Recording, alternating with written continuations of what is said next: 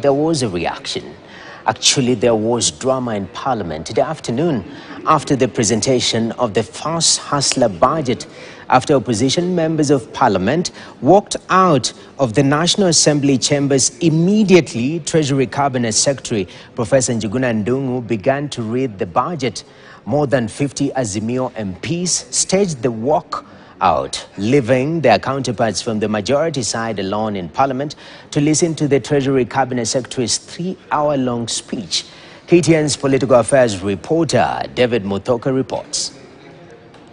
Secretary for the National Treasury and Economic Planning, Professor Njuguna Ndung'u, CBS, you may now proceed. The floor is yielded to you. 3 minutes past 3 o'clock Thursday, the man of the moment, Treasury Cabinet Secretary Professor Njuguna Ndung'u, rose to the podium at the National Assembly chambers to deliver his maiden budget as Treasury CS, a budget that was also the first by the President William Ruto administration. It is a great honor and privilege for me to present to this august house. But no sooner had Professor Ndung'u begun to read the hustler budget than he was cut short by the rambling feet of opposition members of Parliament as they walked out of the precincts of the National Assembly.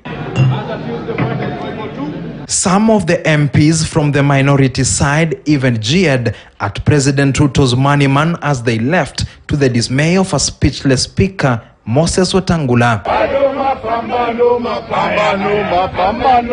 Outside, chants of Bado Mapambano to mean the struggle continues rent the air, with the MPs hell-bent on making it known that they were not willing to spend another second listening to the reading of the 2023-2024 budget. You saw what happened yesterday, how they rushed through a debate and vote on the finance bill at the second reading stage. And secondly, you saw how they rushed through the vote on the estimates of expenditure, the budget estimates, the day the announcement on Sabina Chege's matter was being made. You also for yourselves that the Speaker called the vote when we were on our feet, and the House was in a state of chaos, which is against the standing orders.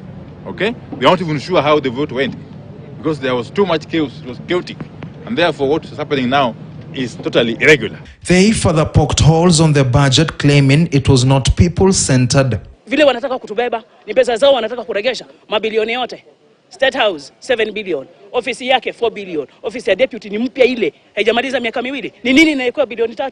This is a budget meant for the Kenya Kwanza government. So until we get a budget that is founded on the premise of Kenyan people, we will not participate. This comes on a day when the ODM party said it had commenced disciplinary proceedings against opposition MPs who either sided with Kenya Kwanza MPs to vote for the finance bill on Wednesday, or those who deliberately skipped the session. According to the statement sent to newsrooms by the party's Secretary General, Nairobi Senator Edwin Sifuna, 4 ODM MPs voted in favor of the bill, while 24 were a no-show. The 4 include Nairobi woman representative Esther Passaris, Wajir South MP Mohamed Ado, Gem MP Elisha Odhiambo, and Suba South MP Karolio Mondi. All 28 named MPs have since been issued with notices to show cause and are expected to respond within 48 hours.